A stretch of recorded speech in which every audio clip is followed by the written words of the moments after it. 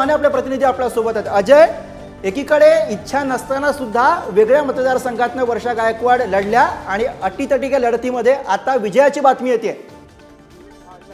तर हा महत्वाचा विजयाचा निर्णय पाहू शकतो, कारण की एकीकडे इच्छा नसताना उत्तर मध्य मुंबईतून त्यांना जी ती उमेदवारी दिली आणि सगळ्यात महत्वाचं म्हणजे आज दुपारचं चित्र जर या संपूर्ण मतदान मोजणी प्रक्रियेत पाहिलं तर वर्षा गायकवाड या 60,000 जे ते पिछाडीवर गेल्या होत्या आणि त्याच्यानंतर आता काही तासापूर्वी ज्या त्या 173 मतांनी आघाडीवर आल्या, त्याच्यानंतर 663 मतांनी आणि आता थेट 4,436 मतांनी ते आघाडीवर येऊन विजय मिळवल्याची माहिती जी आहे ती आता मतदान मोजणी केंद्रावर येताना पाहायला मिळते। 4,10,529 मतं जी आहेत ती वर्षा गायकवाड यांना मिळालेली आहेत, तर उज्ज्वल निकम यांना 4,60,093 मतं जी आहेत ती मिळालेली आहेत आणि वर्षा गायकवाड यांनी 4,436 मतांनी जे ते आघाडी मिळवून आपला विजय मिळवला। त्यामुळे महायुतीला जे ते मुंबईतून धक्का तंत्र देत महाविकास आघाडीने आपले पाय नक्कीच आपण अपडेट्स घेत राहूया। तुर्तास आपल्यासोबत आता काही पाहुणे सुद्धा या चर्चेमध्ये सहभागी होत आहेत। आपली चर्चा सुरूच आहे। नवनाथ बन आहेत आपल्यासोबत, भाजपचे प्रवक्ते। नवनाथ,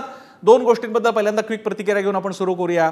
भारताबद्दल एक देशामधला परफॉर्मन्स तुमचा 245च्या आसपास आहे। उत्तर प्रदेशमध्ये तुमची मागची टॅली गाठलेली नाहीये, मुंबईमध्ये तुमची टॅली गाठलेली नाहीये आणि महाराष्ट्रात सुद्धा नाही। कसा बघाल?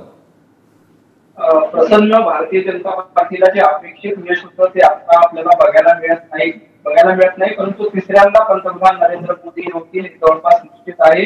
आम्हाला अपेक्षित अशा मतांनी जरी देशवासियांनी आम्हाला साथ दिली नसली तरी तिसऱ्यांदा मोदी पंतप्रधान होतील आणि एनडीएला बहुमत मिळेल असं आता तरी आपल्याला स्पष्ट दिसतं। राहिला प्रश्न महाराष्ट्राचा। महाराष्ट्राच्या बाबतीत ज्या पद्धतीनं महाविकास आघाडीचं कॉम्बिनेशन झालं त्याचा फटका भारतीय जनता पार्टी आणि महायुतीला बसताना आपल्याला दिसतो।